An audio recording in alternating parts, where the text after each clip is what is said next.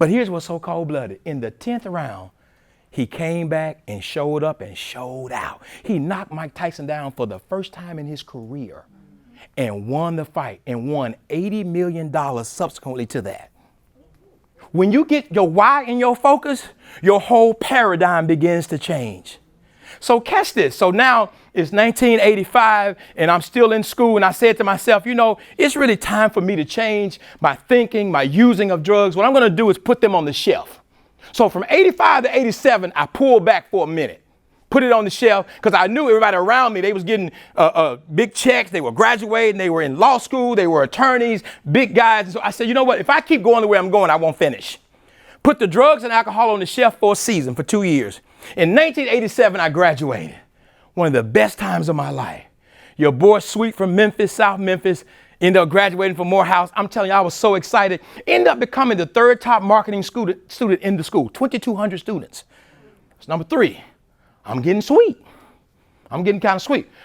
The job I got coming out of school was paying me $110,000 in the 80s. I was balling. Thank you, Jim Jones. I was balling. Balling in the 80s. I mean, I'm balling. The problem was, I just told you, I didn't know how to handle money. I didn't know how to handle success. And I sure didn't have a why. I wasn't married. I didn't have children. So I was just hanging out. And so my life began to change. Key number 3, you got to stay focused. You got to stay focused. I don't care what it looks like. Right now in my life, man, I'm focused. I'm like 50 Cent. I'm focused, man. I'm focused. My life right now, I'm focused. I don't take a lot of random phone calls. I'm too busy for that. Some of you, watch this, you want to sleep more than you want to succeed. You want to party more than you want to get your degree. How can you be successful and yet your attributes don't show that? I'm 54. I'm up at 3 or 4 o'clock in the morning, every morning, getting it. Why? I want to be successful, whatever success is. I want my kids to be proud of me. And so my kids know I've been through a lot. They know that. I tell them the truth. You have to stay focused. I'm going to give you something that's going to absolutely help you. Somebody write this down who's writing. Gift times passion times experience equals success. I'll say it again. I was slow in school, so I'm going to say it again. Gift times passion times what? Times experience equals success. Oh, I forgot something. Divided by distractions. That's what Dr. Thomas says. Gift times your passion times your experience gives you millions or success. The problem is my distractions outweigh my success. You can't do the things you used to do and want to do if you want to be successful. There are certain things I just can't do today. My success overrides that. Somebody say, I want to be successful. No, say it like you mean it. I want to be successful. So I graduated, got the job, ended up getting promoted to another job, working for a company called Johnson & Johnson. Man, I was so happy. Now I'm making $300K. It went from 100 to 300. I'm now a director in this company. My career is really taking off. I'm in Houston, Texas, doing phenomenal. Then they promoted me to Miami. Remember, my drug addiction now, it done kicked back in. Biggie told me more money. So I'm making 300 now, but I have never dealt with my drug issues. So you can imagine, here's what happened. I showed up to where I'm the boss, whole state. I'm over everybody. I showed up high on the job. I scared a lot of folks. It's the truth. Man, them folk were hiding under the chairs and everything. I'm telling you, man, that dope had me going crazy. And so it did. I mean, I'm talking about a Halloween for real though. I mean, for real. Man, and so they called me. They said, listen, I'm not sure what's going on, but you need to call the EAP. Anybody know? Well, who said that? Employee assistance. Anytime they tell you to call EAP, be careful. They own to you. Yeah, they told me to call the EAP, Employee Assistance Program, which means addiction, other issues, mental, whatever it is. So I called the lady and I said, listen, John Dwight, he was my manager, great guy. I just wasn't ready to get my life together. I said, John, listen, you needed me to talk to you for a second? He said, yeah, I need you to call the EAP. I didn't even know what it was. I said, I'll call the EAP. I'm cool with them. I'm cool with them people. I'm getting high. I don't know what the EAP is. So I call them. I had nothing but drugs in my apartment. So as I'm calling them, I'm full of drugs in my apartment. And she says, young man, I understand there may be some issues going on. I said, I'm fine. Oh, I'm good to go. She said, okay, okay. Have a good day. Needless to say, they fired me. Yeah, they let me, of course, they let me go. They let me go. After almost 10 years, I had made then about $2.7 million with them.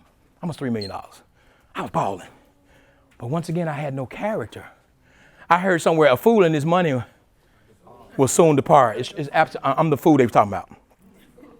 Yeah, it went away. But here's what happened. So I left there, I moved back to Memphis, and I moved into my mom's house, sleeping on her couch. After $3 million, I was sleeping on a couch. Here's what's so crazy. My mother, 5'2", beautiful woman, and I had really kind of distanced myself from her because I'm a family guy, got much better with that. But for me, it was really hanging out. And so when I came back to Memphis and sleeping on her couch, it was really weird. I've been living in high-rise downtown Miami with the Miami Marlins and all these guys and hanging out with the guy. I'm telling you, that was my lifestyle, all the kind of cars I had. And now I'm on the couch with no ride in South Memphis. On the couch. So you can imagine emotionally what that took on me. I'm depressed, emotionally struggling. I tried to commit suicide 3 times, people, Remington. This is my story now. I tried to commit suicide 3 times. I told you to never give up.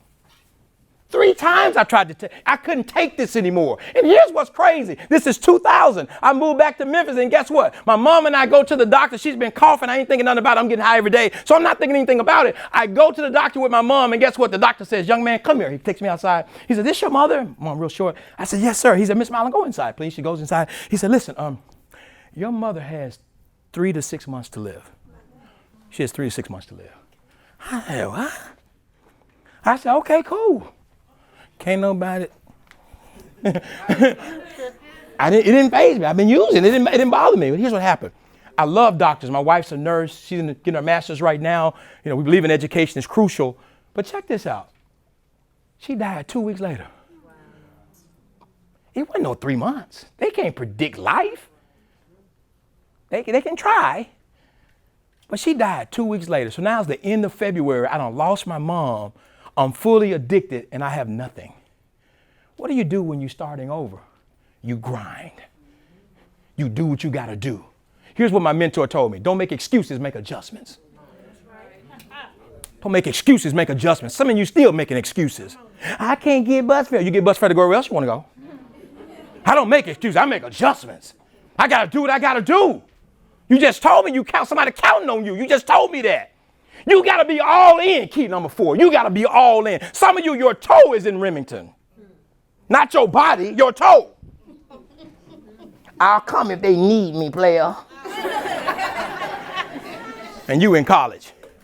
Somebody say, I'm all in. I go on this side. They ain't talking back to me. Tell your boy, say, I'm all in. I'm all in. They all in over here. Let me try it one more time. Say, I'm all in. I'm all in. It's all right. Watch this. Say I'm all in.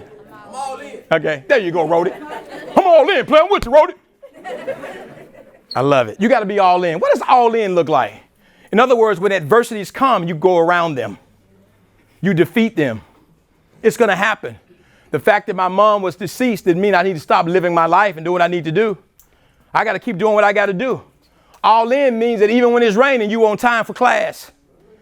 All in means that you all in. Why? You want to get here to be successful. Your life depends on it. Right now, you have a phenomenal opportunity to get your life started on the right track. I don't care what age you are. This is your moment. Seize it.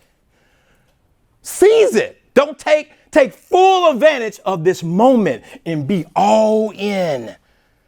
That's why I love coming to places like this. I got to tell y'all something. People pay me a lot to speak. I'll be honest with you. Miss Williams, y'all better give her a high five. I'm telling you. All right, give her a high five. She got me here on the low. On the low. She got me on the low. And the reason why is I care more about people than money, and the money comes. The money comes. Many of you are chasing money and you're not chasing success. The money will come. Trust me. Ask Tyler Perry. He never sought out to be worth $600 million. He said, I want to help people through my art, through my craft. Right. And the money will come. That's why I help people. I'm about to speak at Russ College. I'm so excited. 150 freshman students. I'm going to eat them up. In a good way. I'm excited about that. Somebody say I'm all in. I'm all in. Key number 5, overcome your fears. Don't you know fear is facing everything that appears real? Write that down. Fears, facing everything that appears real. Fears, you have to overcome them. I had a fear, guys, of not being successful. I also had a fear of heights. That's a legitimate fear. I got anxiety. My wife and I went to Mexico. I think it was January, February. Man, we had a great time. We're in the jungles of Mexico, and they told us we wanted to zip line in the jungles of Mexico, way up in the trees. You can miss me with that. I just told you I got a phobia, fear of heights. And so I don't know what your fears are, but you got to overcome them. Some of you are afraid of being successful. You have to be successful at all costs, whatever success is to you. And so my fear was, I don't think I can do this zip line. And I heard Dr. Thomas say, when you want to succeed as bad as you want to breathe. I heard his voice. When you want to succeed as bad as you want to breathe, you'll do it. Look at your boy. Look at your boy. Man, look at your boy. Man, look at your boy. You got to overcome your fears. Man, my wife was like, we got up on that tree. You had to climb up a huge tree and then zip line. It's way. See, that don't give it justice. I wish the cameraman would have did it from up top. You would see how big it is. These are trees. I'm up there with the birds, y'all. And I got up there and did it. Guess what? I rode through my fears. Zzz. That's what some of y'all got to do. You got to ride through your fears. You got to ride through it. That's what I did. Was I nervous? Absolutely. Was I scared? Yes. Did I want to tingle? Yes. But I rode through it. Somebody said, ride through my fears. Ride through my fears. We're talking about careers here at Remington. I've been online looking at you guys and got a new location in Knoxville. I've been thinking about how this great institution, this is a phenomenal place. It's amazing how you can take two people, same career in Remington, and they have two totally different perspectives. Somebody is glad to be here and somebody else is complaining to be here. You can take two different people, same major, and someone is saying, man, I'm just glad to be here because they're thinking about their future and their success. See, I'm just not a complainer.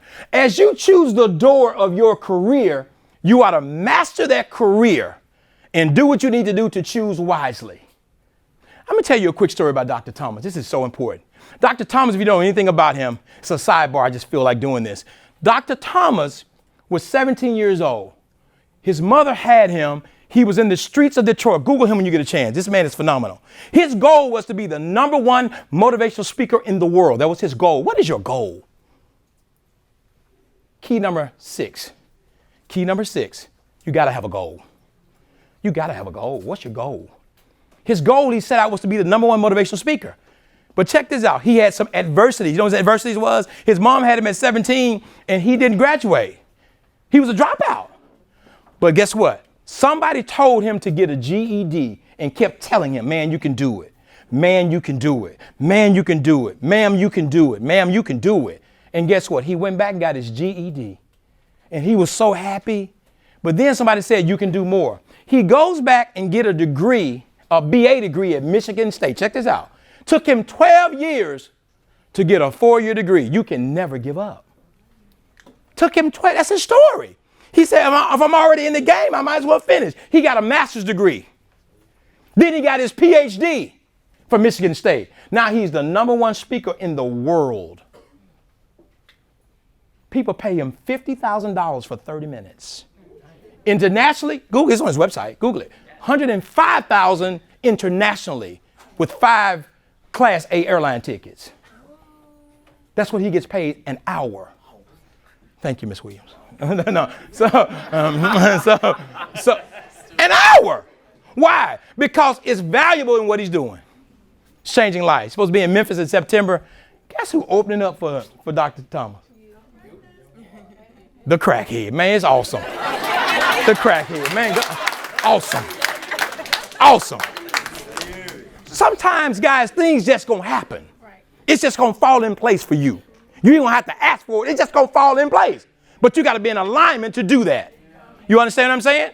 Key number 6. Somebody's got to be writing these keys down. You're going to be blessed. Trust me. Key number 6, dream big. Many of you, guess what? If your dreams don't scare you, your dreams are too small.